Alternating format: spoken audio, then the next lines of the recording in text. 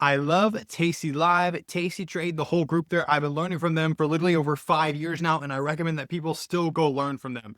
But there are three big problems with what they teach. Yes, they follow data, but their data doesn't account for certain things that are crucial as an option seller. I've been trying their strategies for years, and I never had success until I tweaked these three things, and the same thing for all the people that I've taught to. So let's dive into the three things that cause TastyLive strategies to fail and how you can easily fix them. Okay, so reason number one is simple. Okay, if I dive into here, reason number one is 45 DTE is too short. Okay, 45 DTE means days in the future, days until expiration. And so that means that if we're entering a trade, let's say March 1st, that means that we're going to pick an expiration date that is roughly April 15th. So again, we go 45 days out in the future. Now, why is this bad? Obviously, 45 days is a good level, but the further out in time you go, the DTE, the larger it is, there's so many benefits you get. Number one, you get the benefit of a bigger profit. You get a bigger payday. Why? Because the further out in time you go, the more theta there is for you to win, the more theta there is for you to collect. So you receive higher credits, higher premium, and as a result, more profit when you go out further in time.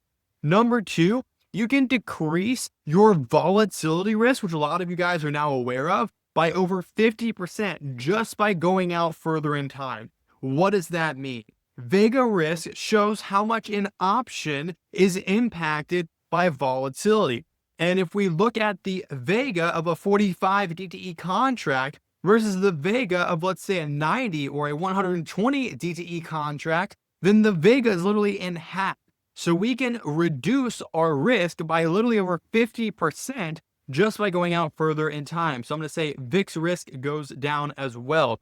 But not only that, the third and most amazing benefit is our win rate percentage goes up. Because when you're further out in time, not only do you have more time to be right on the trade, but number two, the strike prices you're picking are way further out of the money. And that means that your win rate goes up by default. You have more time to be right and you're further away from where the stock is. So just by moving your DTE from 45 days and keeping the same exact strategy, but now going to maybe a 90 DTE, or to a 120 DTE, you can dramatically make more money as well as decreasing your risk. So if you want to make more, decrease Vega risk, and have a higher win rate percentage, I recommend going from 45 DTE to a 90 or 120 DTE. Check that out yourself. But that is reason number one why TastyLive strategies don't work. They're trying to do a 45 DTE, which is just too close. Next, reason number two that they don't work too well is they do a 21 DTE exit. And that doesn't really work. Now, if you don't know what a 21 DTE exit is, it means that when there's 21 days left in the trade, they close or roll the position. Here's the thing.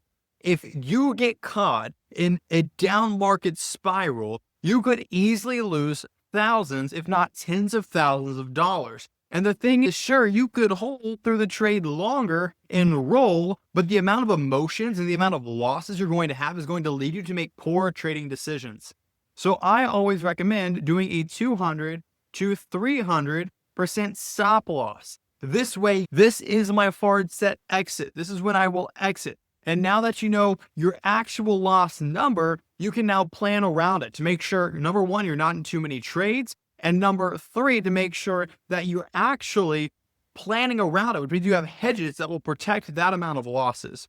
And so a 21 DD exit is cool because it gives you this idea of I could never lose, so I keep rolling it in perpetuity. But that doesn't actually work, okay? When you roll, you're just taking a loss and you're moving that loss to a different time period. You still have the loss. So you might as well keep your losses smaller at a known amount, whether 200 to a 300% stop loss. And then from there, account maybe like, okay, if all these trades, let's say you have 5 open trades, if they all hit my 200% stop loss, I know that I'm going to lose $5,000. Great. Now that you know this, now you can, number one, make sure that's proportional to the amount of money you have in your account, so you're not risking too much of your account. And number two, have hedges on that can cover or profit that much when the market crashes. So now you can not only make sure you're sizing correctly, but you can also make sure that you're hedging. So again, 21 DTEs in theory work, but they don't take into effect emotions. Your emotions are going to go wild. You're just taking these losses and you're rolling them into the future, just still having losses. Instead, cut the losses, move on, know how much your losses can be, and hedge against it. And this will bring so much safety, not only that, peace of mind. So number 2 is DTE exits don't work.